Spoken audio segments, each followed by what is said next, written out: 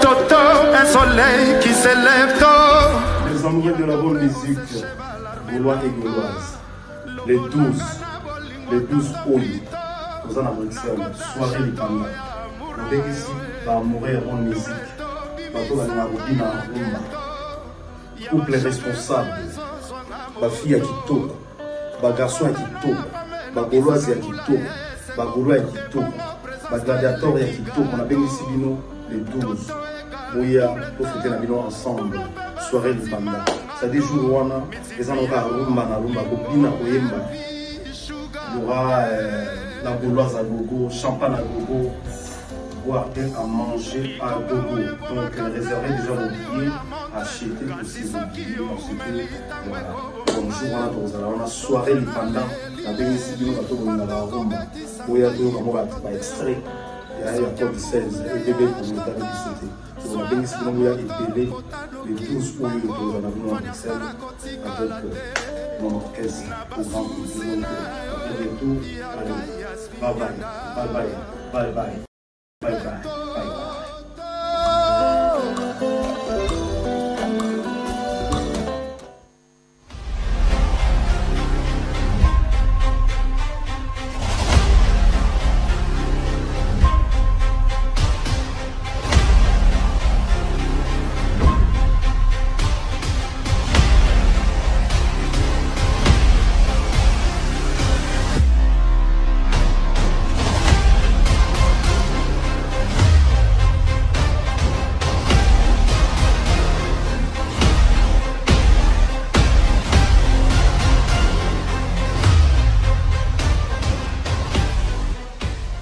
Couverture santé universelle, la participation de la diaspora pour l'amélioration des soins de santé des Congolais, j'allais dire vivant au pays, mais qui sont ici en France, où nous sommes dans les locaux ou dans les bureaux de notre ambassadeur, monsieur le professeur Émile Ngoïka Songo, à qui j'ai dit bonjour. Bonjour, cher ami. Avec Jessica Bassélé, nous avons participé justement à ces colloques scientifiques et culturels pour la santé en République démocratique du Congo, avec la participation du ministre de la Santé. Comment est-ce que vous avez suivi justement cet appel lancé par le ministre de la Santé, Dr Roger Kamba, demandant aux Congolais formés à l'étranger de rentrer au pays pour donner la main par rapport à ce qui se passe à l'intérieur du pays? Je pense que c'est une véritable révolution. Puisque d'abord je vous remercie de ce temps que vous avez bien voulu me consacrer pour cet échange. Et je voulais dire que c'est une véritable révolution parce que depuis un certain temps que je suis en poste ici à Paris, j'étais émerveillé. Je suis très fier de cette diaspora congolaise, la qualité des hommes et des femmes jeunes, des compétences à revendre, et qui sont là et qui ont envie non pas de commencer parfois, mais surtout pas de finir leur carrière ici, à l'étranger. Ils souhaiteraient être utiles à leur pays, apporter quelque chose. Des centaines de milliers de projets ont défilé ici devant nous et ils n'ont besoin que d'une passerelle. Peut-être un pont c'est trop grand, mais une passerelle juste pour leur permettre que leurs rêves, à travers leurs projets, puissent s'implémenter en République démocratique du Congo. Et donc, d'abord, c'est un grand colloque qui venait d'être organisé. L'ambassade a patronné ces colloques et nous avons eu un invité de marque à la personne de son Excellence le docteur Roger Kamba, qui est le ministre de la Santé, l'Hygiène et Prévoyance sociale, et qui a vraiment ébloui l'assistance de la diaspora. C'est l'une des grandes conférences à travers ces colloques que nous avons participé dans la salle des banquets de l'ambassade. Il a été prompt, il nous a fait part des différentes réformes qu'il a menées depuis qu'il est là, qu'il s'agisse de la santé universelle, qu'il s'agisse dans la vision, bien sûr, de son Excellence Félix Antoine Tshisekedi, chef de l'État, qui a lancé cette vision de la santé universelle, la couverture santé universelle, mais aussi la gratuité, notamment à ce qui concerne les dépenses d'accouchement, la maternité, si vous voulez. Et c'est vraiment des maîtres qu'il a amené l'ensemble de ces réformes. On est obnubilé, on est épaté par les résultats obtenus, les statistiques, les indicateurs qu'il a lâchés dans la salle, je peux vous assurer. C'est époustouflant et je ne peux que féliciter et encourager la qualité du travail qui est produit par Monsieur le ministre. Ceci étant, la diaspora, et vous l'avez ressenti dans la salle, je pense que c'est une opportunité dont ils vont se saisir. Et je suis sûr que le ministre, avant de quitter les sols parisiens de France, il aura certainement il sera énormément sollicité. Parce que c'est toute l'attente, en tout cas dans les secteurs, parce qu'il y a différents secteurs, dans les secteurs médicaux. Je pense que c'est un grand jour pour tous ces acteurs dynamiques des différentes associations qui sont dans les secteurs de la santé. Tous, je les ai entendus, j'ai vu suivre les ministres, ils veulent tous rentrer vite, être au service du pays. Avant peut-être d'évoluer, Monsieur le ministre, comment se portent les Congolais vivant en France? Je n'avais pas posé la question sur les relations entre les deux pays, mais comment ils se portent? Ces Congolais qui vivent ici en France, comment ils vont? Les Congolais de France, à mon humble avis, ils vont bien, ils ont des préoccupations, mais surtout ils ont des projets de retour au pays, pour la plupart. Les retours, ce n'est pas un retour définitif, c'est mettre un pont, une passerelle, comme je l'ai dit, entre la vie dont ils ont organisé ici, notamment ceux qui ont fini les études, ceux qui travaillent, mais ils ont toujours un projet avec eux à mettre en jachère au pays. Ils sont très attentifs à tout ce qui se passe au pays. Et je pense qu'ils ont une bonne et grande influence dans les opinions à travers les médias, à travers les réseaux au niveau du pays. On a l'impression que pour convaincre Kinshasa, il faut d'abord convaincre les Parisiens, c'est-à-dire, et surtout la diaspora congolaise. C'est eux qui lancent l'ego. Et dans la plupart des cas, ça soit des marches, ils ont battu le pavé parisien ici, ils n'ont pas besoin d'invitation. Ils n'ont pas besoin qu'on vienne à leur rescousse. Non, ils s'organisent, ils mettent en place leur propre slogan et vous le voyez sur le pavé de Paris pour défendre quoi? Défendre les Congos. Certains d'entre eux, c'est un pays qu'ils n'ont jamais visité. Ils savent seulement que c'est le pays de leurs pères, de leurs grands-parents, de leurs ancêtres. Ils n'ont jamais mis les pieds, mais ils portent ces pays. Vous les voyez partout ici sur les pavés avec des drapeaux. Il faut dire qu'il y a un sentiment, il y a un réflexe, il y a un éveil patriotique que je trouve extraordinaire. Sans exagération, je vous l'ai dit, franchement, ces enfants, ce qu'ils font est très étonnant.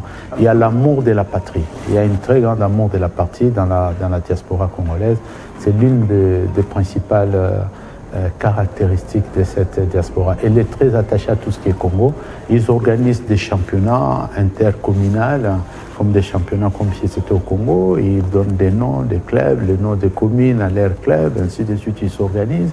Il y en a qui n'ont jamais mis les pieds, c'est vrai, les parents sont là, mais ils parlent un lingala parfois à la perfection. Vous voyez, donc ça c'est vraiment un grand amour. C'est une véritable diaspora au sens noble du terme. Alors, monsieur l'ambassadeur, là vous parlez de la diaspora, vous avez dit commencer par la diaspora congolaise, mais parlons de vous, professeur d'université, ministre, directeur général, et puis directeur général de l'IEC, ambassadeur, vous arrivez en France, vous êtes ambassadeur ici à Paris, Monaco. C'est quoi votre vision? Quand vous êtes arrivé, vous avez dit, il faut changer quoi? Je n'ai pas eu beaucoup de difficultés de vision, parce que la vision, je tiens la vision de ce que je suis en train de faire ici par les chefs de l'État.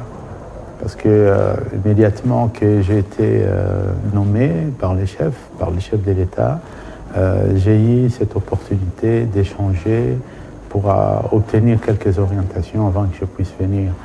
Les chefs savaient que les missions d'un diplomate, c'est avant tout la diplomatie, n'est-ce pas? La diplomatie ainsi que la coopération. S'engager dans la direction de la coopération, mais je me suis rendu compte que les chefs ont mis un accent particulier sur une troisième mission. Sur une troisième mission qui, pour moi, ne relevait pas nécessairement de... Je n'imaginais pas, je ne peux pas imaginer une minute avant, mais les chefs m'ont bien dit que que je puisse, sur deux aspects, d'abord l'aspect de la proximité, travailler à créer de la proximité avec la diaspora congolaise.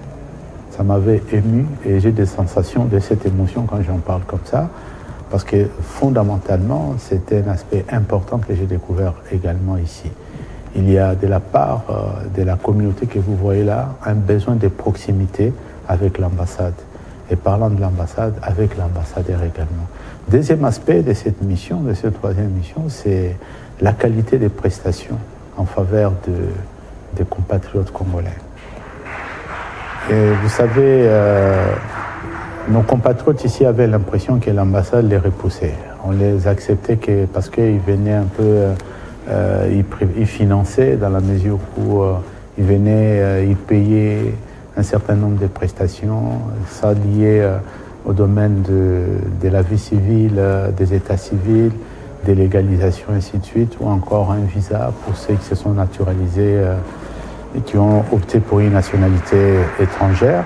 Mais non, nous avons pensé que ici, c'est pour ça l'ambassade, nous l'appelons la Maison Congo. C'est un lieu où, dans toute la France, quand vous franchissez les pas, vous rentrez ici, vous êtes chez vous, vous êtes au Congo, en vertu effectivement de la Convention de Vienne, n'est-ce pas? Et nous avons rencontré ici une diaspora qui ne croyait plus aux vertus administratives et autres de cette ambassade. Et d'ailleurs, il y avait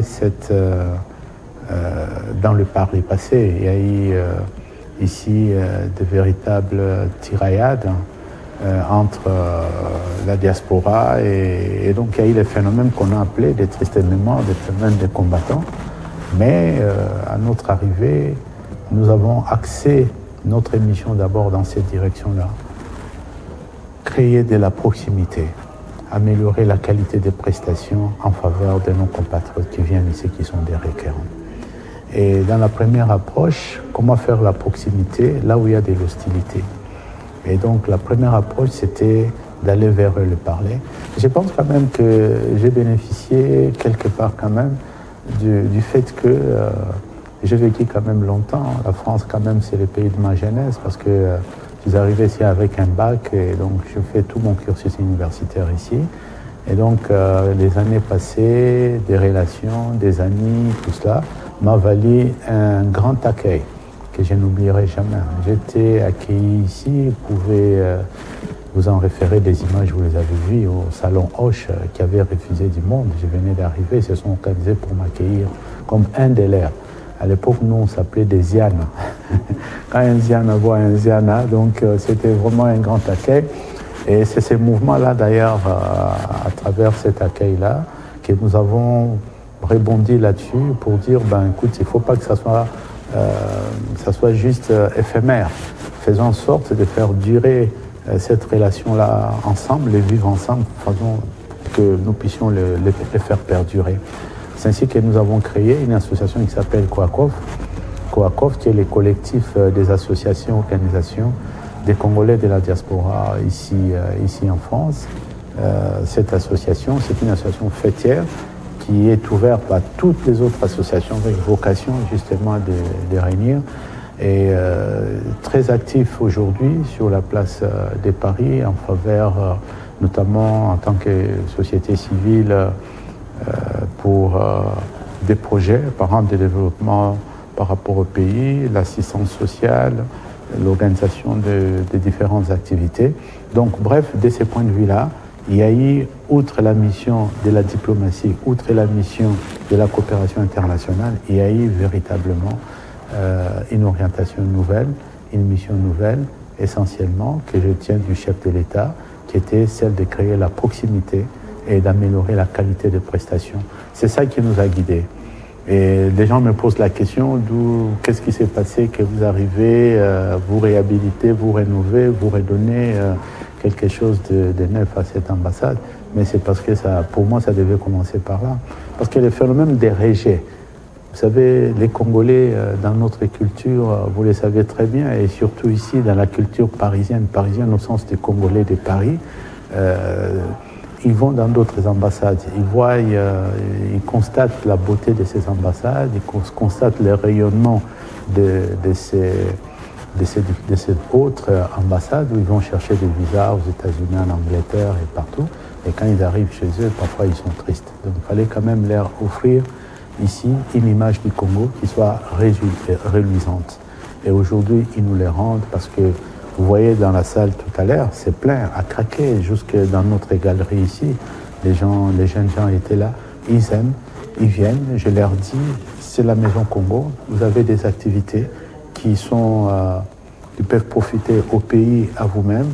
Venez, les portes de cette salle de banquet vous est ouverte, on ne demande rien. En contrepartie, vous venez vous réserver une ligne. Ce qui fait que, par exemple, régulièrement, en une semaine, on peut avoir 3-4 activités ici et ça se passe dans une ambiance bon enfant. Ils prennent soin de ces infrastructures et je trouve ça vraiment extraordinaire. Alors que, quand nous sommes arrivés, et c'est là où je voulais peut-être terminer sur cette question, il y avait encore cet esprit, ce phénomène-là qui a été décrié par le passé. Et on a pris des contacts avec tout cela, on s'est expliqué ensemble. On a filmé une sorte de calumet de la paix. Ils ont rendu ces drapeaux qu'ils avaient arrachés ici en 2013. C'est là où tout a commencé. Et puis, je suis bien accueilli. Je vais dans des deuils ici. Je quitte à 2h, 3h du matin. Je suis dans des enterrements. Et tout cela aussi, c'est la mission fondamentale que les chefs m'avaient confiée en disant qu'il faut créer la proximité.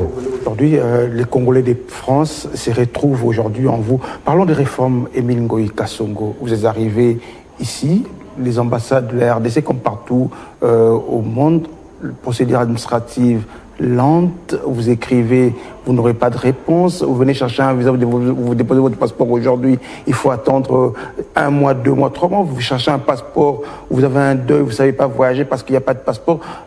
Qu'est-ce que Émile Kasongo a apporté de nouveau? Quelles sont les réformes que vous avez dans cette ambassade? D'abord, c'est l'attention particulière. Je suis souvent moi-même là, dans les salles d'attente où on fait les prestations pour les compatriotes. Il faut avoir vécu dans ces pays pour connaître les drames humains parfois qui se jouent derrière une demande qui n'est pas réglée en 24 heures ou en 48 heures. Parfois, c'est quelqu'un toute sa vie, il a couru derrière un titre de séjour. Et puis un bon matin, on lui dit, allez, présentez-nous tel document, un passeport ou bien tel autre document d'état civil, on va régulariser votre situation. Il y a des délais.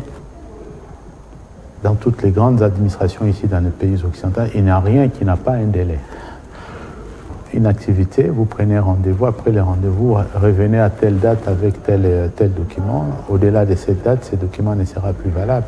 Donc il faut connaître les difficultés que vivent, des situations que vivent nos compatriotes ici, pour comprendre que quand une personne vient ici, un compatriote vient chercher à légaliser un document, vient chercher un acte d'état civil, mais souvent derrière tout ça, on vient chercher un passeport, une carte consulaire.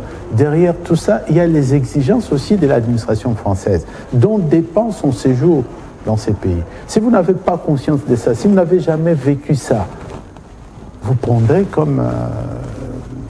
vous ne prendrez pas ces choses-là en compte. Et parfois, derrière, vous avez toute une vie qui est en déchéance, tout simplement parce qu'il a eu une occasion, il a raté cette occasion, parce que l'ambassade ne s'est pas exécutée en temps nécessaire pour qu'il puisse justement apporter les documents qui lui auraient été demandés dans les services. Donc, cette préoccupation-là, j'ai essayé vraiment de travailler, de le faire passer, de recruter au fur et à mesure des personnels locaux qui vont travailler. Mais au départ, il y avait des difficultés. Au départ, vous avez beau répéter, 3-4 jours après, vous avez un rapport qui montre que les choses ne changent pas. Alors un jour, j'étais en bas, là, dans les salles, il y a une maman. Cette maman m'a regardé, papa ambassadeur, tout le monde a ma casse sur tout ça pour un épisode. Ce que vous avez personnel, et là au moins, bon, voilà, exacté. Ce que vous avez échangé, vous me permettez un lingala aussi, puisqu'elle me parle un lingala. Ce que vous avez échangé à Kézandé, Zouabana, Oba Botamiawa, Oba Koliawa, Oba Anabiso, Bakokunabino, tout ça. Tiens, Bango, moi, Nebongo, Nebouza. Alors j'ai commencé à prendre des sanctions pour ceux qui parfois ils arrivaient tard alors que les requérants étaient déjà là. Et donc on a mis en place des équipes avec, on a demandé des CV à gauche à droite, mais je vous assure, le résultat aujourd'hui, je n'ai même pas besoin que parce que ces enfants-là, ils ont les réflexes, ils connaissent l'importance des choses, ils connaissent le milieu où ils vivent, leurs parents et autres. Et pour la plupart, donc ça a été pour moi vraiment une véritable révélation.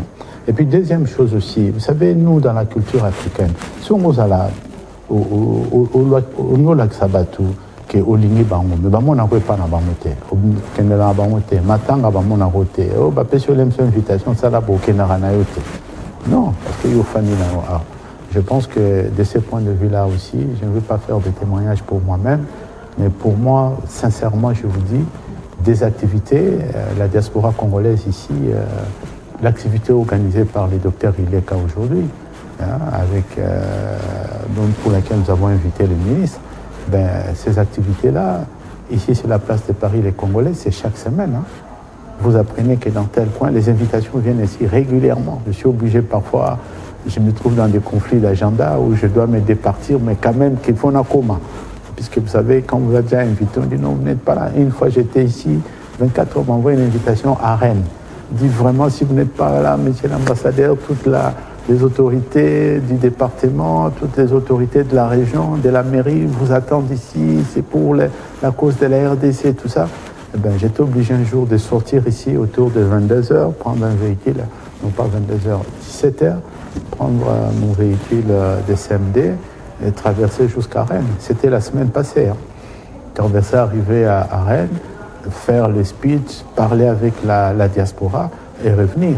Et j'ai commencé déjà, parce que la diaspora congolaise, c'est pas seulement Paris, j'ai déjà commencé la territoriale, donc j'étais en Alsace et Lorraine, notamment à Strasbourg, où j'étais accueilli par la diaspora. J'ai passé, au moins avec eux, j'ai passé 2 nuits là-bas. On a rencontré les autorités de la territoriale française, les préfets et autres, et de l'autre côté, la communauté, on a eu des échanges, parce que la diaspora, nos compatriotes qui vivent à l'intérieur. La France est grande, hein. C'est 1/5 de la RDC, donc c'est balèze, c'est grand. Quelqu'un qui est à Strasbourg, pour prendre un train aller-retour, ça lui fait à peu près 7 à 8 heures, n'est-ce pas? Et donc, lorsqu'il a des démarches à faire au niveau de l'ambassade, voilà pourquoi ici, nous sommes en train d'aller vraiment vers une accentuation de la numérisation, la digitalisation de nos prestations, de manière à ce que les compatriotes qui sont à distance puissent avoir aussi un service de qualité, mais à mes attentes. Monsieur l'ambassadeur, vous étiez nommé dans un contexte particulier où le pays est agressé, une guerre d'agression. Dans la partie orientale, il y a des localités, des villes même, Bukavu et Goma, qui sont aujourd'hui occupées par des forces négatives. Comment est-ce que vous portez justement des forces étrangères, comme les rapports des experts des Nations Unies l'attestent? Comment est-ce que vous vous organisez pour porter la voix de la RDC à l'international, en France ici, qui est l'une des grandes capitales du monde, vous qui êtes engagé dans les fronts diplomatiques?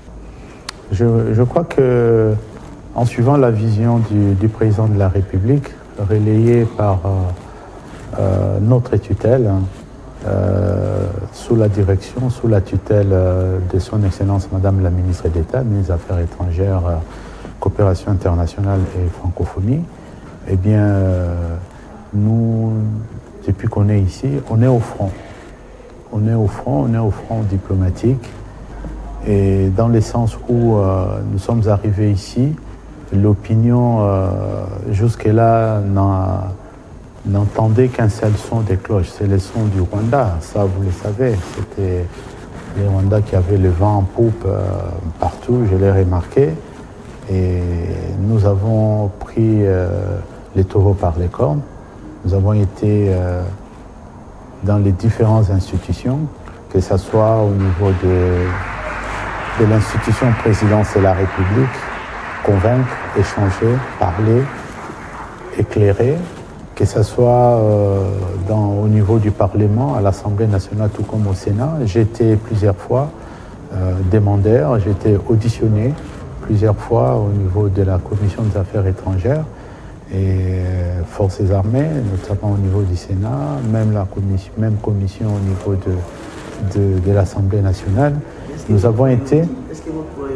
Est-ce que la cause congolaise, telle que vous la présentez, est aujourd'hui acceptée par ceux envers qui vous apportez ces messages? C'est vrai qu'à un moment, dans l'opinion des Congolais, c'était que les pays où nous nous trouvons, la France, était beaucoup plus avec les Rwandais qu'avec nous.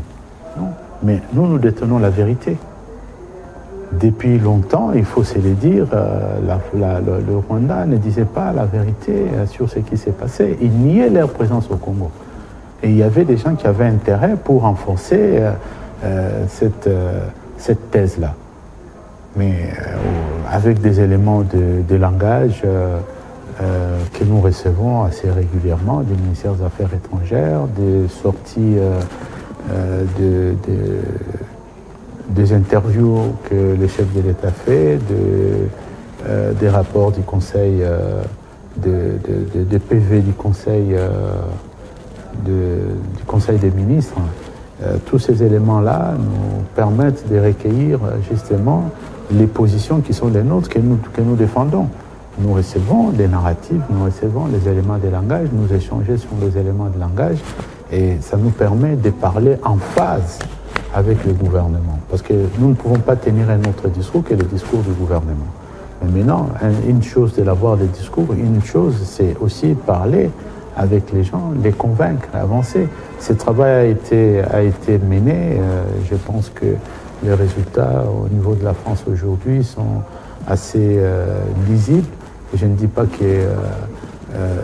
qu'aujourd'hui les choses ont 100% basculé vers nous, mais on a remis quand même un certain équilibre dans les différents rapports, parce qu'on ne s'est pas contenté seulement des politiques, des décideurs, mais aussi je suis allé dans les universités tenir des conférences. Pardon? Dans les opinions publiques françaises. Dans les opinions publiques françaises, c'est ce que j'appelle la société civile, les étudiants, les associations, des leaders d'opinion. Nous avons fait et nous continuons encore à faire ce travail-là parce que le plus important pour nous, c'est que la RDC puisse avoir aujourd'hui et demain des meilleures relations, des coopérations et des relations diplomatiques entre la France et la République démocratique du Congo. Et il y a une très bonne évolution, vous le savez. Le président Macron est venu en mars 2023 à Kinshasa. Le chef de l'État a eu des occasions qu'il est venu ici en visite en France. La première fois, c'était une visite officielle et la deuxième fois, c'était dans le cadre de la francophonie. On ne peut pas dire que tout est rose, mais il y a un travail qui permet aujourd'hui de penser que les relations sont quand même au bon fixe et qu'il faut continuer à travailler. Il faut continuer à travailler, il faut continuer à être au contact, il faut continuer justement à montrer, à démontrer la vérité des faits, n'est-ce pas? Et aujourd'hui, vous le savez, il y a la résolution 2773 qui a établi ce que le Rwanda niait alors que le monde entier... il y avait même des images satellitaires qui montraient bien cette présence des troupes rwandaises. Le plus important aujourd'hui, c'est qu'il y a cet accord de paix qui a été signé, n'est-ce pas? Et nous pensons que les choses maintenant chacun devait assumer sa part d'obligation dans cet engagement pour que la paix revienne durablement. Je vous en prie. Et, monsieur l'ambassadeur, est-ce qu'on part vers la bonne direction? Est-ce qu'une victoire d'étape ou il y a encore des efforts à fournir, j'allais dire, pour arriver justement à une paix certaine dans la partie est du pays? Moi, je pense que depuis que les Rwandais nous avaient fait ces allers-retours au Congo, depuis cette agression récurrente, depuis bientôt 30 ans, à mon humble avis, c'est l'une des victoires diplomatiques à la hauteur du drame que ce pays nous a fait le mal qu'il nous a fait, l'agression, le nombre de morts, ainsi de suite. Donc je pense que c'est une grande victoire diplomatique. On vient de loin. Monsieur l'ambassadeur, moi je reviens sur la Maison Congo. Parlons patrimoine de la République démocratique du Congo en France. Vous êtes quelqu'un, vous n'allez pas par langue du bois, vous êtes quelqu'un d'ouvert, vous dites ce que vous pensez. Vous êtes arrivé ici en France, on voit l'ambassade réhabilitée, alors que cette ambassade est restée dans un état très, je n'ai pas envie de dire l'état, mais si vous commencez, vous réhabilitez l'ambassade, on voit les appartements qui sont en train d'être réhabilités. Combien produit l'ambassade de la RDC ici en France et qu'est-ce que la RDC a comme patrimoine aujourd'hui en France? On parlait à l'époque de l'immeuble Louis Vuitton sur les Champs-Élysées. Est-ce que ça appartient toujours à la République démocratique du Congo? Ce n'est pas l'immeuble Louis Vuitton, c'est non loin de là. C'est l'immeuble qui appartenait à la GECAMIN qui est sur rue Vernet, au croisement de la rue Vernet avec l'avenue Georges V. C'est cet immeuble-là, à un moment donné, quand on était étudiant ici, c'est là où il y avait même à un moment le bureau de la compagnie Air Zahir, la compagnie d'aviation Air Zahir. Ces bâtiments ne nous appartiennent plus. Nous avions ici deux bâtiments sur cette belle avenue de Cours Albert Ier. Nous sommes ici dans un triangle, vous avez la tour Eiffel. C'est parce que les arbres qui sont là ont produit des feuilles, ça obscurcit un peu de l'autre côté, mais d'habitude, si je me mets là, j'ai la tour Eiffel en ligne des murs. Lorsque je regarde par là, j'ai la place de la Concorde, l'Élysée à gauche. Là, à droite, vous avez les parlements, l'Assemblée nationale. Les Champs-Élysées, c'est à 5 minutes à pied ici, vous pouvez voir. Encore ici en France. Qu'est-ce que nous avons comme patrimoine encore ici en France? Je vois, vous voyez, dans ces précarés-là, on avait deux bâtiments. Les bâtiments ici et les bâtiments qui suivent, qui est devenu l'immeuble qui est devenu l'ambassade du Brésil. Donc c'est un bâtiment qui a été vendu. Je ne saurais pas vous dire par qui. Je ne saurais pas vous dire par qui. Ça a été vendu. Rue Vernet, je crois que c'est... Je ne connais pas trop bien la fin de cet imbroglio. Il semblerait que le bâtiment aurait été gagé sur un crédit d'État, ainsi de suite, mais je n'ai pas des éléments avérés pour m'avancer trop là-dessus. Le patrimoine connu que moi, en tant qu'ambassadeur, que je connais, ici à Paris, que nous disposons, c'est cet immeuble et je crois 2 appartements du côté qui servaient à l'accueil notamment des attachés militaires, quand on avait encore des attachés militaires ici. Donc c'est tout simple, c'est cela. Mais c'est déjà un grand patrimoine que nous avons. Cette maison, comme vous la voyez, c'est un immeuble haussmannien. Ce sont des immeubles qui sont classés. Donc le problème maintenant, c'est que nous devons redonner de la valeur à ces patrimoines. Parce que vous prenez un pays comme la France, c'est un pays de patrimoine. La France, ils ont des immeubles, l'État est riche de son patrimoine. Et nous ici, je pense qu'en investissant par la réhabilitation, la modernisation de ces bâtiments, c'est le patrimoine du Congo qui prend de la valeur. Paris était un centre une juridiction diplomatique qui avait de l'influence, mais avec la décadence des services, avec des problèmes connus par rapport au passeport, ainsi de suite, c'est petit à petit maintenant que les requérants sont en train de revenir vers la maison Congo. Beaucoup avaient tourné les dos à Paris pour aller à Bruxelles ou dans d'autres juridictions, pour ne pas citer des noms. Et donc là, maintenant, nous sommes en train de travailler pour que les choses adviennent. La réhabilitation que nous avons faite, c'est les concours de l'État. C'est grâce justement à l'intervention du chef de l'État qu'il a été autorisé les travaux que nous avons faits ici. Paris n'a pas les moyens à lui tout seul de faire, mais nous essayons un mois à l'autre, lorsque nous avons un fonctionnement et quelques moyens pour fonctionner, nous essayons. On ne va pas attendre pour réparer une toilette, réhabiliter une toilette, que nécessairement ça soit le compte général à Kinshasa. Ça prendrait beaucoup de temps au point que on n'en parlerait plus. Donc voilà un peu. comment nous fonctionnons, mais nous travaillons de façon à redonner confiance à nos compatriotes, à améliorer nos prestations, à faire en sorte que même des Congolais qui sont à Marseille, qui sont très loin à Lille, qui sont à Perpignan, qui sont à Lyon, ainsi de suite, que ces Congolais-là puissent accéder aux prestations grâce aux moyens du numérique à distance. C'est le travail que nous sommes en train de faire. Nous avons déjà commencé ce travail, notamment dans le mode de paiement en ligne, directement à la banque, ainsi de suite. Donc voilà comment nous fonctionnons. Monsieur l'ambassadeur, on se dirige déjà vers la fin de cet entretien. 30 juin 1960, 30 juin 2025, 65 ans jour pour jour. De ce qui est fait, de ce qui doit être fait et de ce qui reste à faire. Comme pays et comme ambassadeur, quel mot à la population congolaise de manière générale qui vous suit au pays et ici par rapport à ce que nous sommes comme nation? J'ai souvent l'habitude de dire, de répéter cette phrase de Lumumba dans sa dernière lettre adressée à sa chère tendre épouse Maman Pauline.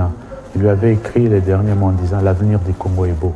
Je voudrais par cette phrase-là donner de l'espérance, dire à mes compatriotes congolais, où qu'ils soient, les pères de l'indépendance, les héros martyrs de l'indépendance, Patrice Emery Lumumba, dont cette année nous célébrons les centenaires de sa naissance, avait laissé cette phrase qui est pour moi une prophétie, parce que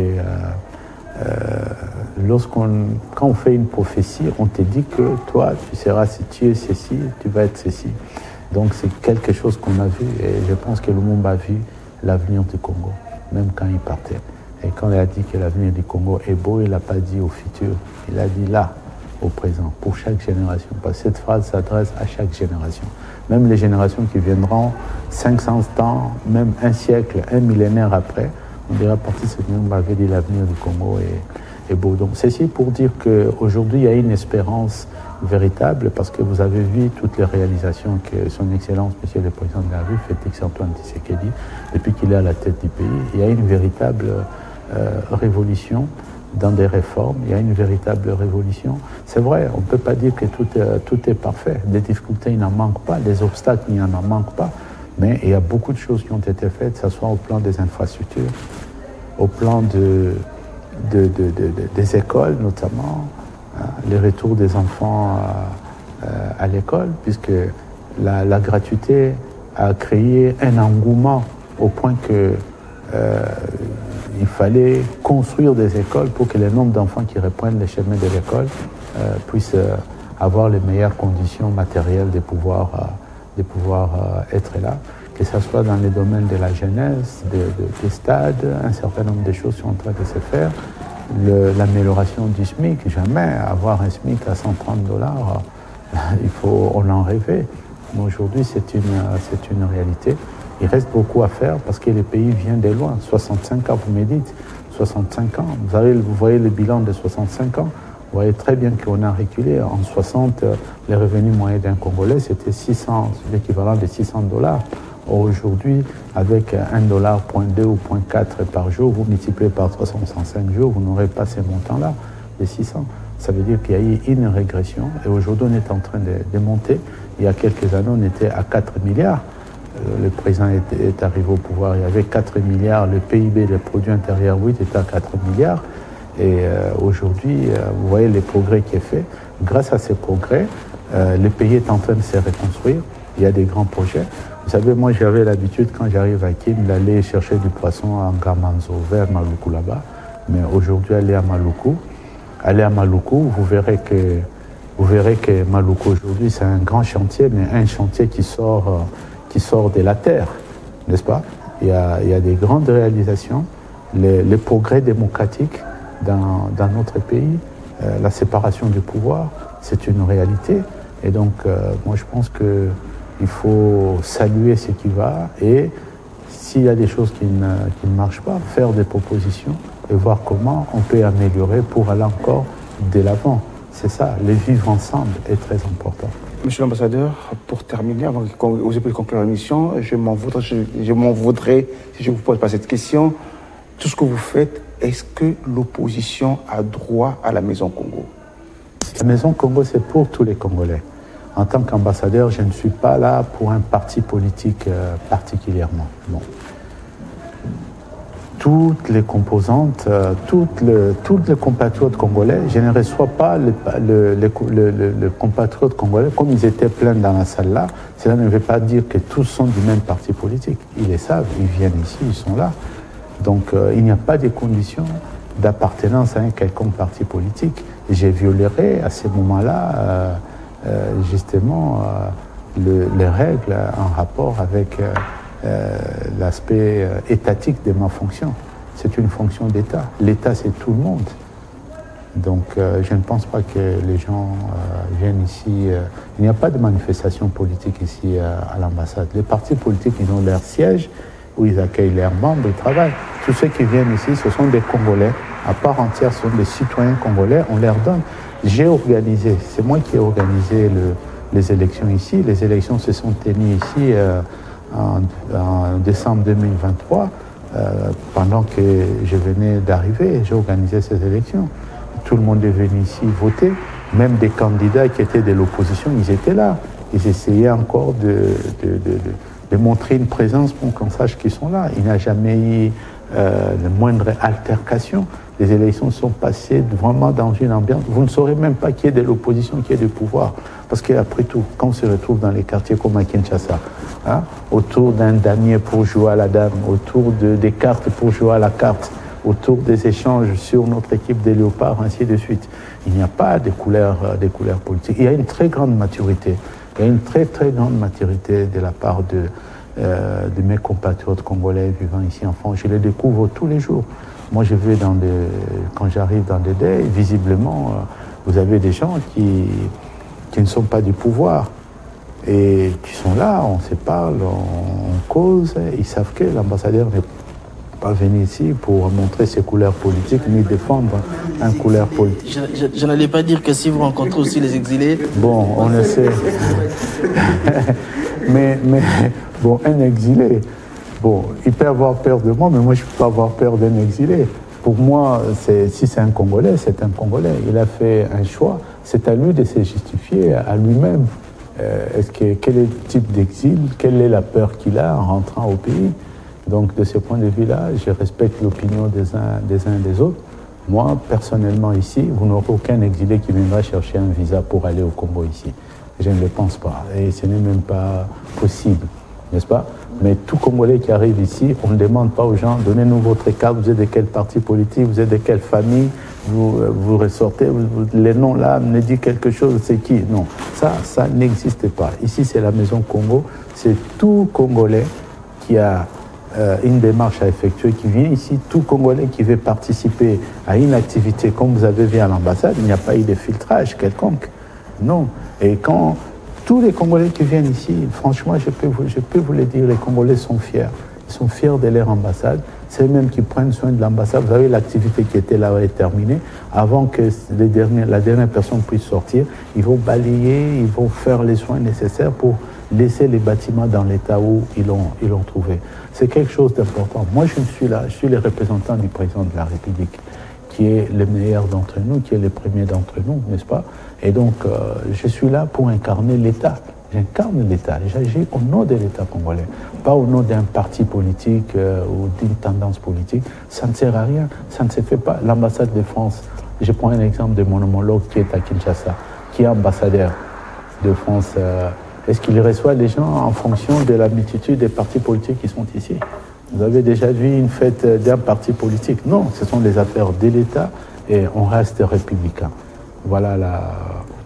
Merci beaucoup, monsieur l'ambassadeur. C'est la fin de cet entretien. Merci également à Jessica Bassele et à tous ceux qui auront la chance et la possibilité de suivre cet entretien. Merci infiniment, mais il faut dire que j'étais déjà fatigué. J'étais allé...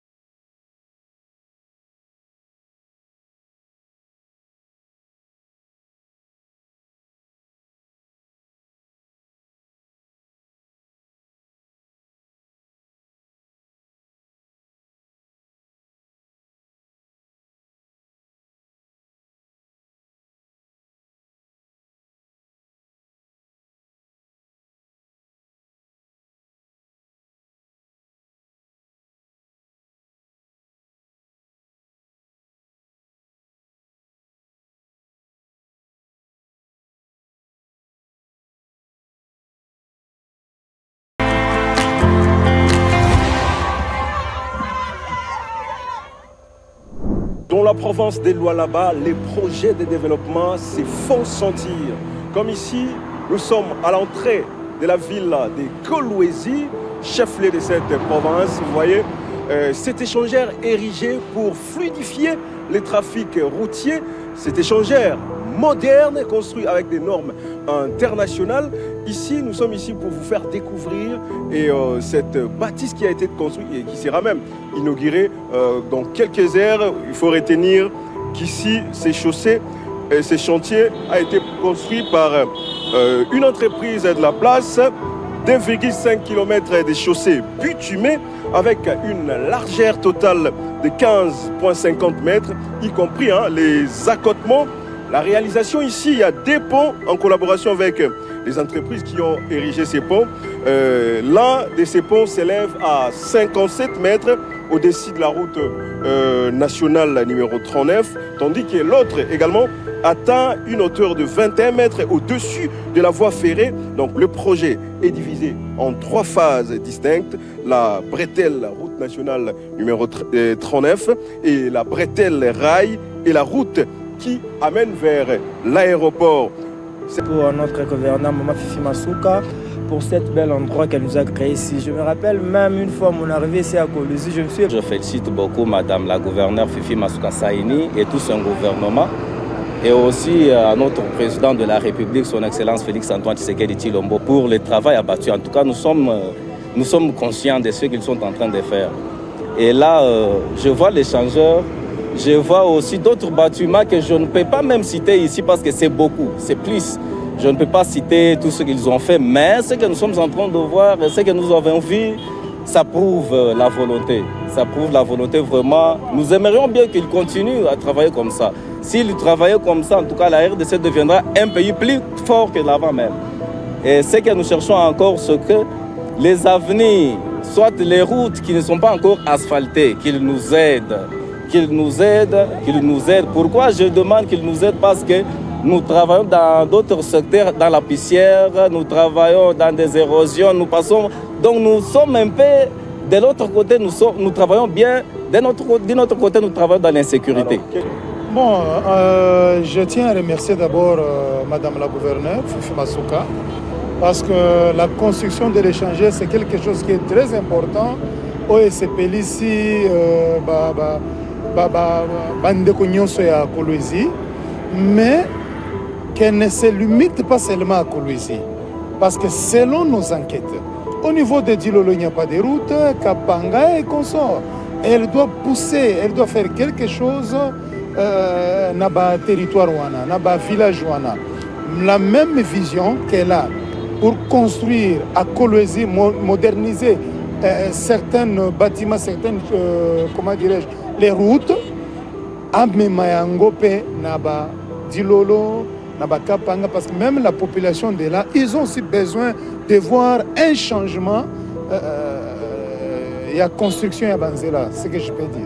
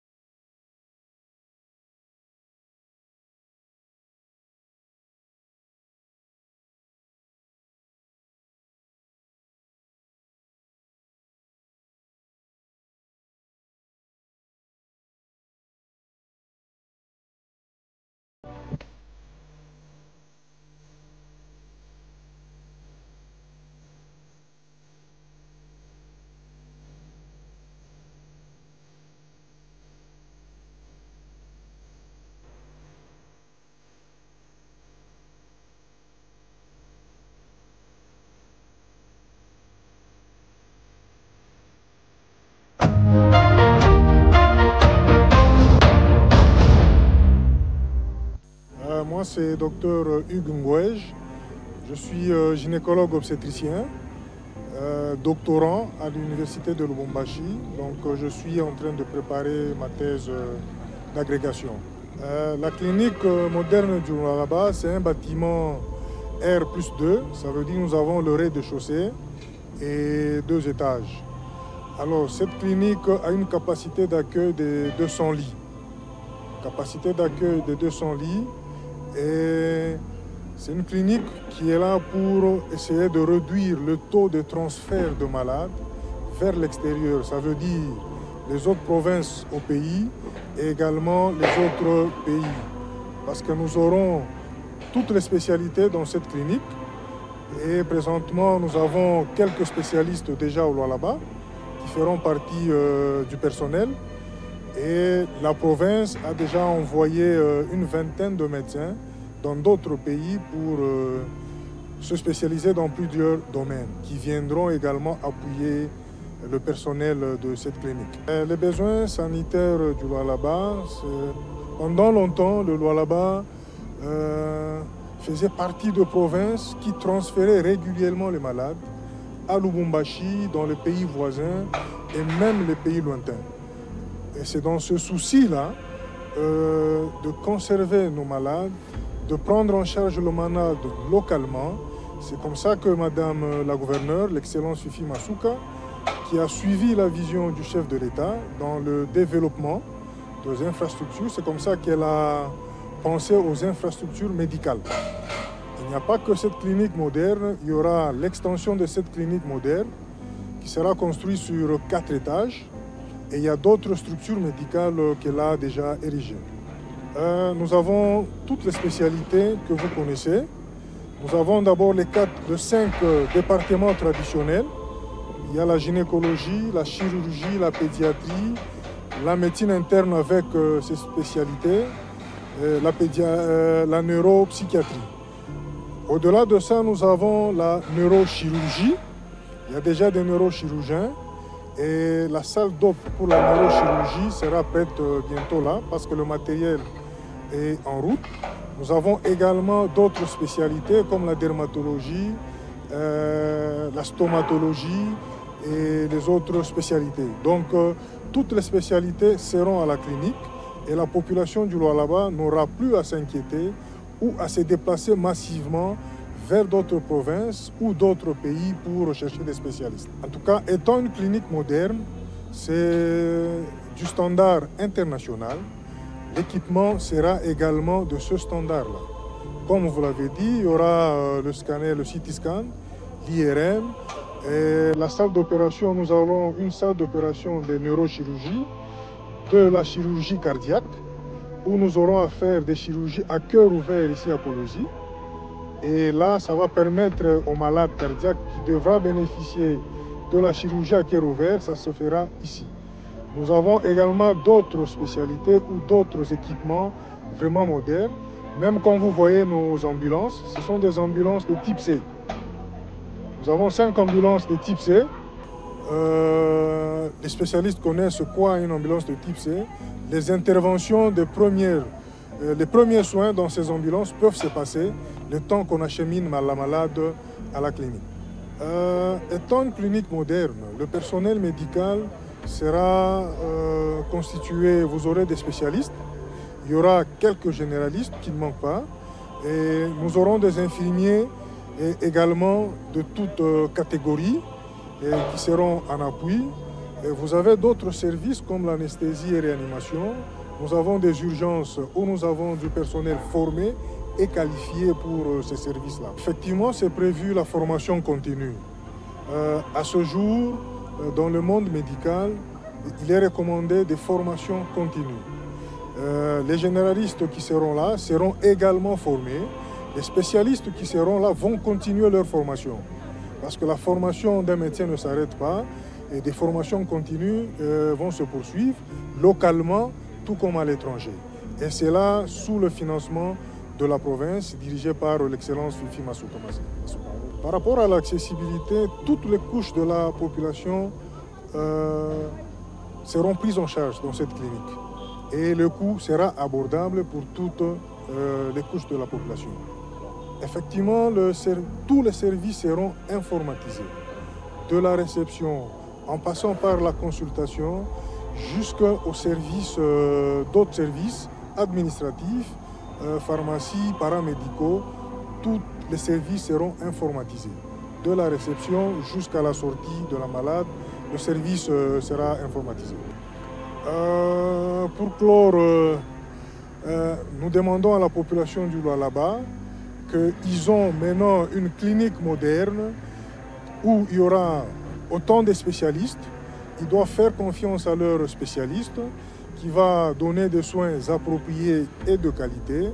Et pour cela, nous remercions l'excellence président de la République, chef de l'État, Félix Antoine Tshisekedi, pour sa vision dans le développement, et que notre gouverneur, Madame Fifi Masuka, qui a suivi la vision du chef de l'État pour nous offrir ce bijou.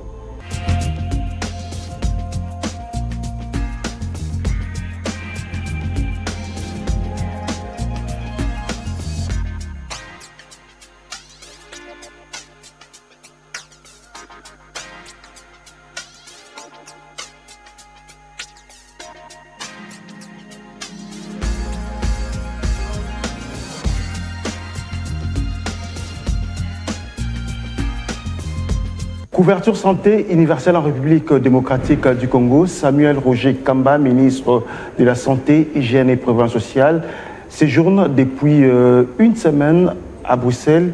Aujourd'hui, il est à Paris pour demander à la communauté congolaise, le médecin et autres professionnels de santé, de revenir. La nation, la patrie a besoin de vous. C'est le message qu'il est venu prêcher à la diaspora congolaise du secteur de la médecine. Osé Manzanza de Top Congo est avec moi, avec lui. On va essayer de faire le résumé de cette journée. Monsieur le ministre, bonjour. Bonjour. Bonjour Osé. Bonjour. Monsieur le ministre, nous sommes au terme de ces périples, j'ai envie de dire ces périples évangéliques, médicales, j'ai envie de l'appeler comme ça, pour la diaspora congolaise, le médecin et autres professionnels de santé. En 2-3 lignes, qu'est-ce que vous avez dit aux médecins?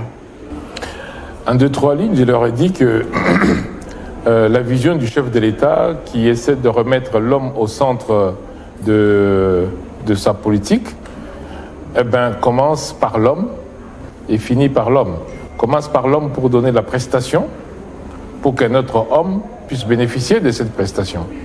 Et quand on regarde notre pays, en termes de ressources humaines, la carence est telle que nous devons tous unir nos forces. Tous les médecins qui sont sur place, toutes les infirmières qui sont sur place, mais ceux aussi de la diaspora qui peuvent venir aider, en sachant que les difficultés que nous avons sont de plusieurs ordres, mais en même temps, nous ne pouvons pas attendre de les résoudre toutes avant de commencer à offrir les services. Il faut commencer déjà. Et pour cela, par exemple, la carence en médecins spécialistes est un problème majeur. Nous avons, comme je l'ai répété plusieurs fois, on a 17 provinces où il n'y a pas un seul médecin spécialiste. Ça veut dire que notre population est vouée à ne pas avoir des soins de qualité. Et ceux qui sont sur place, nos médecins qui sont sur place, ont aussi besoin d'être aidés, notamment en termes de formation et de formation continue. Mais aussi, nous avons besoin que les endroits les plus reculés, on puisse arriver au diagnostic pour traiter les gens, même s'il n'y a pas de médecin spécialiste. C'est là qu'intervient la télémédecine. Donc on a besoin de technologies, on a besoin de ressources humaines, et notre pays a besoin du soutien de tous les enfants du pays qui sont éparpillés dans le monde. Et le message, c'est ça. C'est de dire, OK, il n'y a pas que la sécurité, il n'y a pas que la diplomatie, il y a surtout la santé, parce que sans santé, il n'y a ni sécurité ni diplomatie. La République démocratique du Congo, c'est 21 000 médecins enregistrés dans l'ordre, c'est votre affirmation. À Bruxelles, alors que vous échangez avec le médecin, la norme minimale de l'OMS, c'est un médecin pour 1000 habitants. Nous sommes à un médecin pour 4 800 habitants en République démocratique du Congo. Qu'est-ce que vous voulez faire? Prendre le médecin qui travaille ici, les ramener là-bas pour qu'ils abandonnent leur emploi ici, ou vous voulez faire quoi concrètement à l'ensemble? On n'est même pas un médecin pour 4800, hein. On est vraiment, vraiment beaucoup moins que ça. Je parle des 100 millions d'habitants sur les 21 000, si vous divisez, on sera sur ces chiffres. Oui, bon. Maintenant, vous voyez bien que c'est déjà largement insuffisant. Mais en même temps, l'idée, c'est pas de transposer les ressources humaines d'ici vers notre pays, parce que les gens sont des pères de famille, sont des mères de famille, sont des gens qui ont leur vie structurée. L'idée, c'est comment améliorer la collaboration en termes de dispensation de capacités, transfert des capacités, mais pourquoi pas pour ceux qui peuvent venir, le déplacement carrément et l'installation au pays. Moi, je pense que nous devons arriver à ces deux choses-là. Convaincre ceux qui hésitent, parce qu'il y en a aussi qui veulent revenir, mais qui ont trouvé des difficultés. Et ces difficultés-là sont d'ordre administratif, sont d'ordre financier, sont d'ordre technique, parce qu'ils n'ont pas des plateaux techniques. Toutes ces difficultés-là, ils les exposent et on les entend bien. Sauf que nous ne pouvons pas dire « réglons d'abord toutes les difficultés avant qu'ils ne viennent ». Nous devons régler toutes les difficultés ensemble. Et donc l'idée, c'est de les faire venir pendant que nous sommes en train de travailler pour améliorer toutes les conditions. Alors, si nous pouvons avoir des collègues qui se déplacent et qui viennent sur place de manière définitive, c'est une très bonne chose, mais ceux qui peuvent venir de manière temporaire, pour de courtes durées, pour de la transmission des compétences, tout cela, on en a besoin. Mais à un moment, on se posera la question de comment nous-mêmes, à l'interne, on augmente la formation des ressources humaines en santé, notamment des médecins spécialistes. Et donc, c'est une question complexe, parce que pendant longtemps, on a abandonné le pays. Et maintenant, il faut résoudre le problème avec ce qu'on a. Et ce qu'on a, c'est déjà ceux qui sont dans la diaspora, mais aussi ceux qui sont sur place. Ce que vous avez, c'est aussi de médecins qui exercent au pays, qui sont pris en charge par l'État, dans les conditions que nous connaissons. Des questions ont été posées. On a parlé d'un médecin qui a perdu la vie après avoir manifesté pour réclamer son intrusion dans les fichiers de l'ordre. Comment s'organise la prise en charge en interne pour inciter ceux de l'extérieur de retourner au pays? D'abord, pour ce confrère qui est décédé, et malheureusement, c'est un cas tragique et que je déplore, et j'ai bien dit que je suis en train de voir avec mes équipes comment soutenir la famille, mais c'est un cas vraiment tragique parce qu'il est mort après une séance de travail sur l'alignement des médecins justement, et il a eu peur de bandits, il a essayé de se sauver, il a été renversé. Donc c'est vraiment un cas dramatique pour lequel vraiment je demande que le bon Dieu assiste la famille qui a été éprouvée et que nous puissions justement ne pas nous contenter de constater, nous devons pouvoir agir. Mais en même temps, le problème de l'alignement des médecins, le problème de niveau de rémunération des médecins, c'est un problème lié à l'économie de notre pays. Nous avons notre système de rémunération qui est basé pour les fonctionnaires sur le trésor public. Nous connaissons le budget de l'État qui est voté une fois par an par le Parlement. Et ce budget-là, on ne peut pas, parce qu'on est ministre, décider, tiens, j'augmente ce budget. On n'a pas les moyens de le faire. Tiens, j'augmente le nombre de personnes qui sont alignées. On doit augmenter en fonction des ressources dont on dispose. C'est pour cela que je plaide pour que l'assiette fiscale, c'est-à-dire les ressources qui sont mises en santé, ne soient pas seulement liées au budget, que ce soit lié aussi à des ressources extérieures, notamment des ressources qui sont produites par la couverture santé universelle dans le cadre de l'assurance maladie obligatoire et dans le cadre de la taxe de la promotion de la santé, pour que nous ayons plus de ressources pour payer mieux nos médecins et pour payer plus de médecins. Monsieur le ministre, vous parlez de ressources, vous parlez de la prise en charge des médecins, mais lorsque vous posez la question aux médecins, aux aides-soignants, aux infirmiers et autres personnels médicaux, ils vous disent qu'ils ne sont pas bien payés, ils n'arrivent même pas à nouer le 2 bouts du mois avec ce qu'ils touchent aujourd'hui. Mais vous venez demander à ceux qui sont dans la diaspora de revenir, alors que ceux qui sont au pays ne sont pas encore en mesure de... Pourquoi vous ne vous battez pas encore à trouver des solutions, à améliorer les conditions de travail, à améliorer les salaires? C'est ensuite que vous chercherez les autres. Non, je viens de dire qu'on doit faire les deux choses en même temps. Imaginons que vous avez, aujourd'hui, vous, Jessie, on vous découvre un cancer à Kinshasa. Et on vous dit, il n'y a aucun médecin pour dire quel type de cancer vous avez aujourd'hui. Qu'est-ce que vous allez dire? Vous allez dire, attendons d'abord qu'on règle d'abord tous les autres problèmes.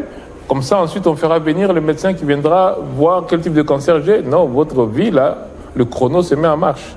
Donc, on a besoin de ces gens-là maintenant. Ce que j'ai dit, c'est qu'on doit résoudre le problème dans son ensemble immédiatement. Et c'est pour ça que j'ai dit que nous avons trouvé des solutions. Je viens de dire qu'il y a seulement 3 semaines qu'au Conseil des ministres, nous avons voté pour la taxe sur la promotion de la santé. C'est-à-dire qu'on va prélever 2%. Effectif, avec le décret n'est pas encore arrivé, donc il faudrait attendre que le décret de la Première ministre arrive. Oui, mais tout ce qu'on fait, c'est de la planification. Vous ne pouvez pas ne pas planifier. La taxe a été votée au Conseil des ministres, donc c'est définitif. Le décret, parce que vous posez la question de manière très spécifique, mes équipes qui travaillent avec les équipes de la primature pour le nettoyage du décret ont fini hier. Et donc, je pense que la semaine qui commence, la Première ministre va prendre le décret.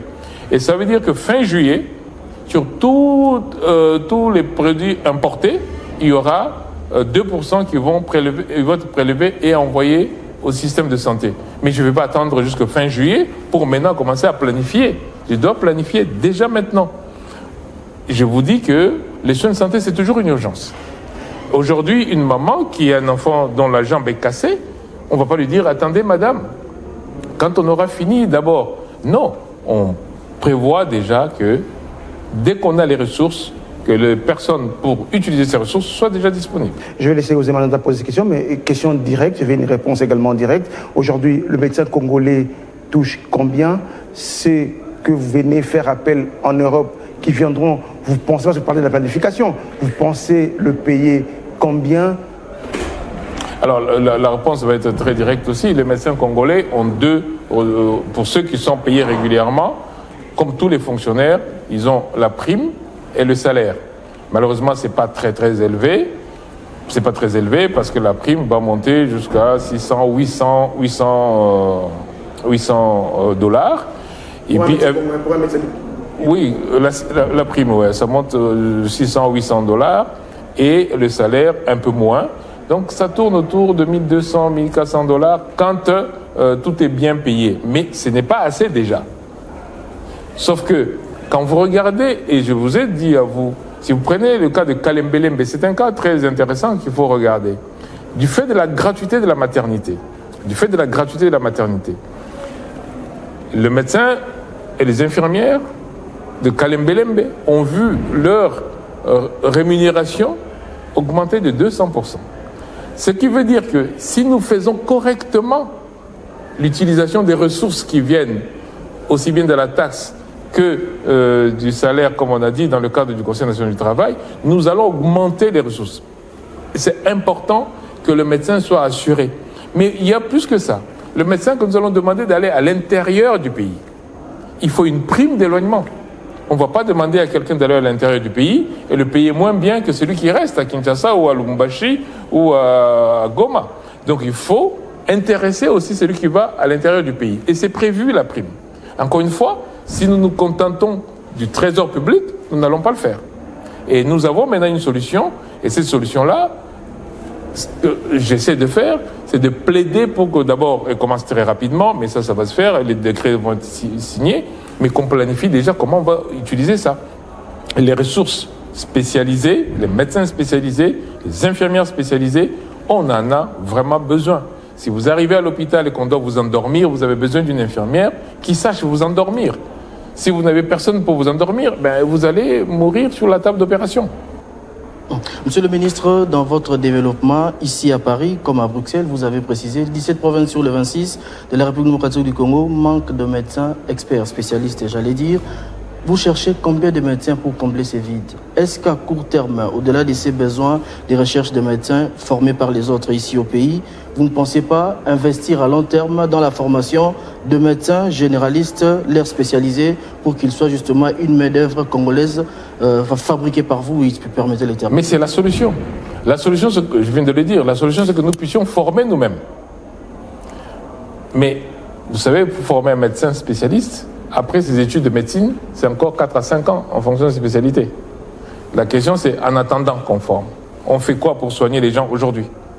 En attendant qu'on ait les 5 années de spécialistes. Comment on fait, comme je viens de dire, pour diagnostiquer son cancer? Il faut faire venir les ressources qui existent déjà. À court terme, évidemment. À court terme, mais pour le long terme. On ne vous a pas écouté parler, par exemple, des bourses qui sont mises en place pour permettre aux jeunes qui sont à l'université de pouvoir continuer avec des formations, des spécialisations. Parce qu'on n'a pas parlé de tout. Je viens de négocier avec les équipes, par exemple, au Maroc, avec les universités au Maroc, notamment avec la Fondation du Roi. On est en train de négocier pour qu'ils prennent le maximum de nos jeunes pour les former comme spécialistes. Et pendant que chez nous aussi, j'ai parlé avec la ministre de l'enseignement supérieur pour que nous puissions ouvrir des filières de formation en plus grand nombre. Parce que la vraie solution, sur le long terme, c'est que nous formions nos médecins nous-mêmes. La réforme endossée, vous avez parlé de ce qui sera prélèvement des 2% pour les produits importés. Vous avez parlé également de la nouvelle norme imposée avec le Conseil national du travail sur les SMIC 2,5% qu'on va prélever pour ceux qui évoluent encore dans les secteurs qui est encadré. Aujourd'hui que vous avez ces moyens, comment est-ce que vous voulez, comme vous l'avez dit, faire de la santé l'évier du développement du pays? Comment est-ce que vous pouvez faire de cela comme un secteur qui participe également à l'économie? Alors, de deux manières. Le Fonds de promotion de la santé, qui est récipiendaire de 2,5%, son rôle, justement, en tant que fonds, c'est pour faire de l'ingénierie financière. C'est de lever des fonds. Mais lever les fonds, pourquoi? Lever les fonds pour développer l'industrie pharmaceutique, par exemple. Pourquoi est-ce que nous continuons à payer des médicaments très chers? Parce que quand vous achetez une aspirine qui vient de l'Inde, vous achetez le coût de fabrication de l'aspirine par les travailleurs indiens. Mais vous achetez aussi la boîte d'emballage des Indiens. Vous achetez aussi le transport, le coût du transport. Vous achetez aussi le stockage. Vous achetez aussi la distribution. Donc quand finalement on vous dit que votre boîte coûte $10, en fait la boîte aurait coûté $2 si vous n'avez pas payé le transport, l'emballage, la distribution, le stockage. Et donc l'idée c'est que si nous produisons nous-mêmes, eh bien, d'une part nous diminuons le coût, mais d'autre part nous industrialisons le pays et nous donnons de la compétence à une main-d'œuvre congolaise qui va maintenant être capable de se prendre en charge.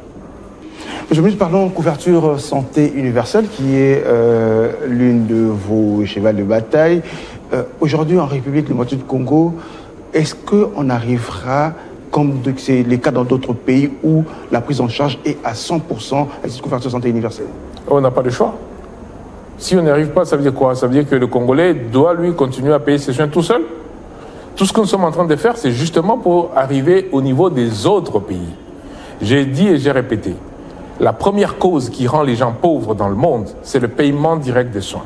Quand tu payes toi-même tes soins, tu es sûr de tomber dans la pauvreté. Imaginez quelqu'un qui a une insuffisance rénale, qui a besoin de dialyse. Vous payez à Kinshasa aux alentours de $120, $130 la séance.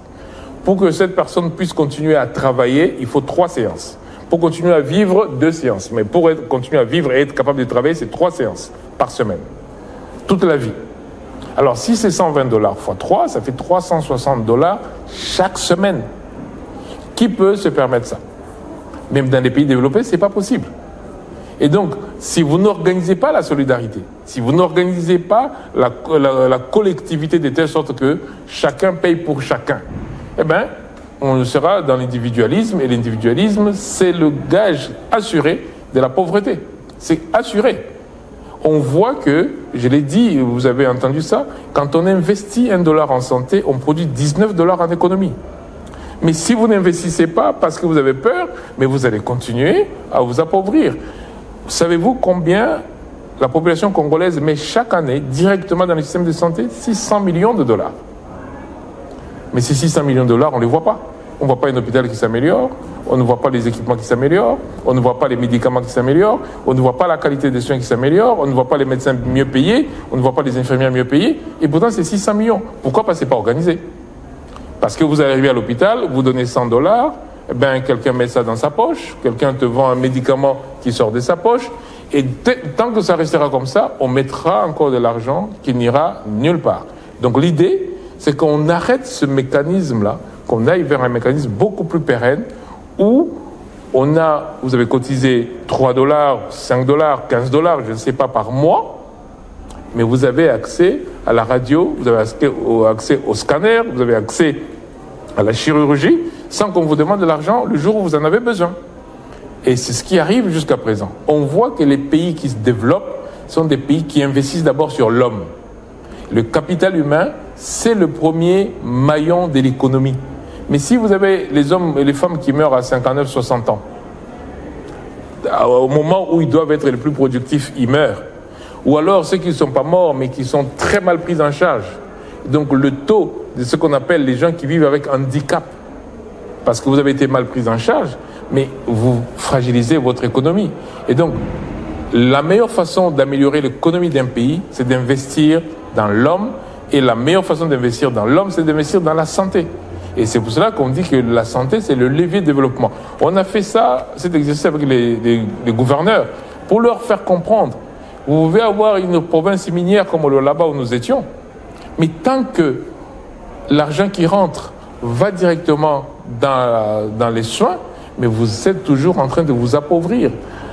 La pauvreté entraîne la difficulté d'accéder aux soins. La difficulté d'accéder aux soins entraîne la difficulté de travailler. La difficulté de travailler entraîne la pauvreté. Et la pauvreté entraîne la difficulté d'accéder aux soins. Donc on est dans un cercle vicieux tant qu'on n'a pas rompu ce système. Je voudrais qu'on revienne sur l'argent, parce que pour réussir tout ce que vous êtes en train de nous dire ici, il faut qu'il y ait l'argent. Et c'est cette taxe de 2% que vous avez obtenue, dont vous, j'ai envie de l'appeler, c'est de la taxe Roger Kamba. Vous êtes dans la planification, certainement, vous avez déjà planifié, vous avez déjà réfléchi l'année prochaine, à partir du mois d'août jusqu'au mois d'août 2026, vous pourrez récolter combien et combien cet argent sera distribué? Comment cet argent sera distribué? Alors, ce qui est prévu, parce que là maintenant on regarde avec la Banque centrale qu'est-ce qui a été comme importation chaque année, et de ces importations on enlève ce que j'ai dit essentiel, tout ce qui est nourriture, tout ce qui est alimentaire et tout ce qui est agro-industrie, parce qu'on veut aussi qu'on ne fragilise pas la partie agricole qui est le moteur aussi de l'économie. Et donc quand on regarde ça, avec la seule taxe de la promotion de la santé, on est autour de 480 millions de dollars par an. Maintenant, pour ce qui est du Conseil national du travail, les 2,5% qu'on prélève sur les salaires, si l'on considère que tous les fonctionnaires et tous les travailleurs du privé sont tous au SMIC, c'est-à-dire 130 dollars par mois, et si l'on considère qu'ils ont chacun une famille de 5 personnes, le prélèvement, comme j'ai dit, par personne, c'est 3 dollars par mois. Et pour l'employeur, c'est 13 dollars. Ça fait à peu près 16 dollars. C'est des calculs, mais bon, je vais répondre à votre question pour vous dire que là, nous sommes autour de 380 millions de dollars. Mais ça peut aller plus parce qu'il y a beaucoup d'entreprises qui ne sont pas encore enregistrées au niveau de la Caisse nationale de sécurité sociale.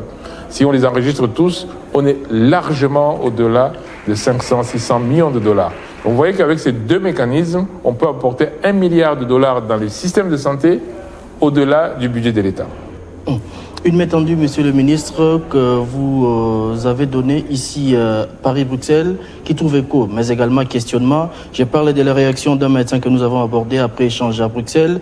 Il s'appelle Flavien Elumba. Il a dit que nous sommes prêts à rentrer au pays à la suite de l'appel que vous avez lancé, mais sous certaines conditions. Il a parlé de quelques conditions qu'il donne: sécurité professionnelle, reconnaissance des compétences et conditions de travail dignes. Est-ce que le gouvernement congolais travaille justement pour rencontrer cet appel ou ces exigences qui peuvent être également d'autres médecins qui sont prêts à rentrer au pays?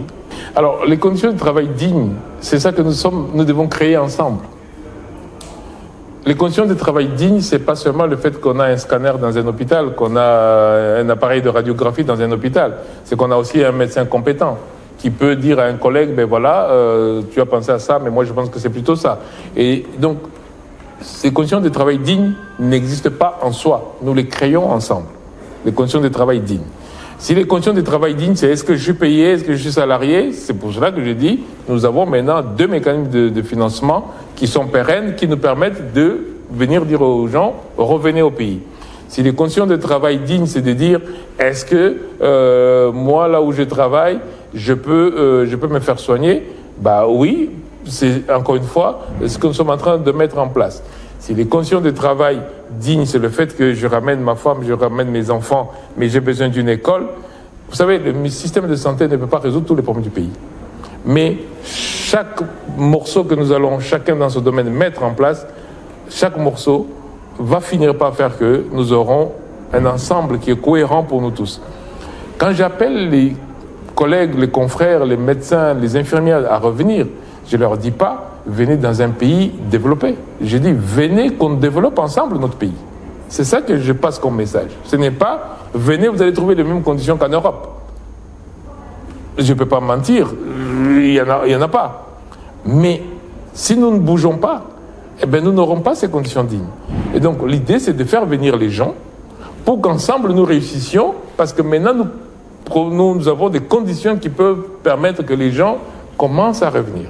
Et donc, oui, quand il va revenir, il va participer à la dignité du Congo. Un autre médecin qui a salué les réformes que vous avez apportées, il estime que l'État congolais doit être à mesure de travailler dans l'idée de l'ingénierie financière, permettre une grande participation des privés dans l'acquisition et la construction des infrastructures. Comment est-ce que vous comptez justement concilier la participation des privés dans cette vaste réforme que vous étalez ici?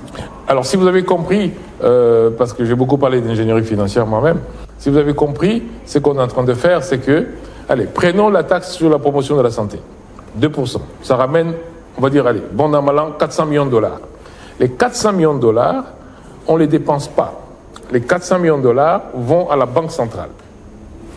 Dès que ça va à la Banque centrale, toutes les banques ont maintenant une garantie que si elles prêtent de l'argent avec cette garantie de la Banque centrale, ne vont jamais perdre de l'argent, parce que si jamais ils peuvent pas, la personne qui a emprunté ne peut pas remettre, la Banque centrale qui a l'argent va remettre.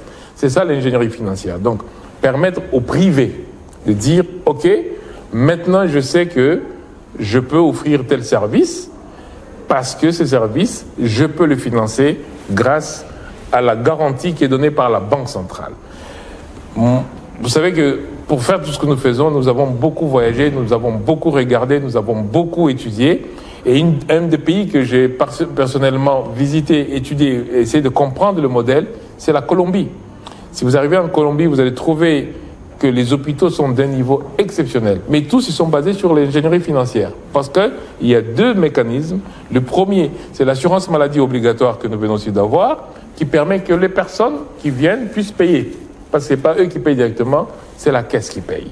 Donc là, maintenant, le médecin qui travaille, il est sûr qu'il est payé parce que ce n'est pas le malade pauvre qui va payer, c'est la caisse qui va payer. Et le deuxième mécanisme, c'est l'accès au financement des banques par la levée de fonds. Et pour que les banques vous financent, il faut que les banques soient garanties. Et donc l'argent que nous prenons de la TPS va justement à la Banque centrale pour garantir la levée de l'argent pour les privés. Et nous avons besoin des privés parce que l'État ne peut pas tout construire. On a besoin des privés aussi bien dans la construction que dans la prestation de soins. Monsieur le ministre, vous-même, vous êtes issu de la diaspora. Lorsque vous discutez avec le Congolais, que ce soit à Bruxelles comme ici à Paris, ils vous disent qu'ils ont des projets, ils ont des idées, il y en a même qui sont rentrés au Congo, mais ils ne savent pas qui est-ce que voir. Est-ce que vous créez de couloirs pour que tous ces projets arrivent? Alors, dans mon secteur avant, qui est celui de la santé, là, je crée au niveau du ministère de la Santé un couloir pour que tout le monde qui a un projet, tout le monde qui veut revenir, tout le monde qui veut se développer dans les secteurs puisse avoir une écoute et une réponse. Ça, c'est au niveau du secteur de la santé. Je ne peux pas venir ici demander aux gens de revenir sans leur dire qui vont appeler. Donc, chez moi, il y a une équipe qui va travailler pour recevoir aussi bien les projets que les desiderata de ceux qui veulent revenir. Merci, Monsieur le ministre, de nous avoir accordé ces temps. Osé Manzanza, je rappelle que cette émission, nous l'enregistrons depuis la Maison Congo, à l'ambassade de la République démocratique du Congo, ici à Paris. Merci à Monsieur l'ambassadeur Émile Ngoï Kassogo, grâce à qui cette ambassade fonctionne comme il se doit. Monsieur le ministre, merci, sauf si vous avez un dernier mot. Le dernier mot, c'est encore l'appel. Et je suis très content que l'ambassadeur nous donne le cadre pour que nous puissions passer cet appel. Et j'espère que, au-delà de cette tournée, le message va circuler que nous avons besoin qu'on vienne soutenir nos pauvres populations qui ont besoin de nos ressources qui sont dans la diaspora. Prochaine étape, Paris, Bruxelles, mais il y a aussi en Afrique. en Afrique, mais quand il faut commencer, il faut d'abord commencer. Là, on a fait Paris-Bruxelles, on a encore des tournées à l'intérieur du pays. Le mois prochain, nous allons au Congo central, dans le cadre de la tournée du président de la République, et nous devons trouver les moyens de concilier nos populations à l'intérieur du pays et nos diasporas à l'extérieur.